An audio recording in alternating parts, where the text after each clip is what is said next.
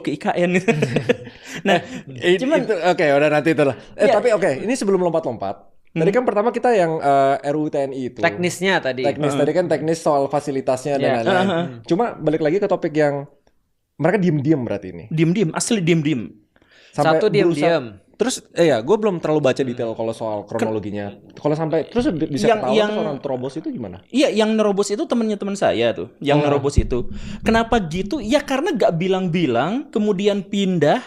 Terus ya harusnya ini tuh kan dibuat terbuka sama masyarakat sehingga bisa melihat. diuji materialnya. Nah, ini fun fact yang kedua. Fun fact yang kedua itu setelah yang tadi itu, dari sekitar 350 rapat di DPR, itu sekitar 270-annya itu tertutup.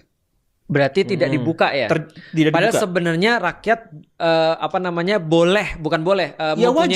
mempunyai hak untuk salah satu yang mengetahui saya itu. lihat itu kemarin misalkan Cortax. Ya, Cortax itu kan bikin kesel kan? Iya. Bikin kesel banget. Terus Akang sebut tadi anggarannya waktu di video Akang itu 1,3 1,3 T. Saya dapat bocoran 5,6. Kok bisa? Sebenarnya.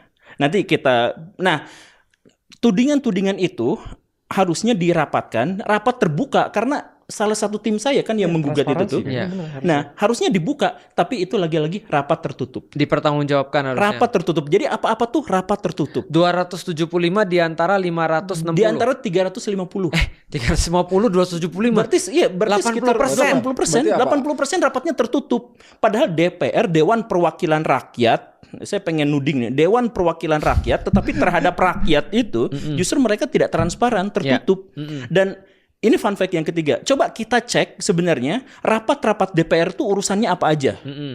Ketika orang-orang Papua tanahnya digerus, ketika sungai-sungai mereka dicemari, ketika pagar laut. Iya, ketika pagar laut dan sebagainya, DPR bungkam.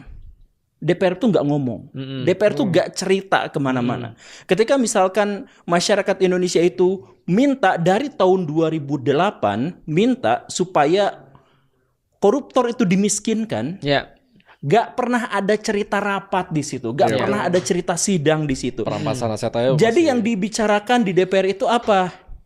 Ketika Gibran mau naik, ketika Kaesang mau naik. Jadi yang dibicarakan RUU TNI, RUU polisi, RUU penyiaran. Perampasan aset mana? Iya, perampasan aset mana? Coba misalkan yang RUU penyiaran itu.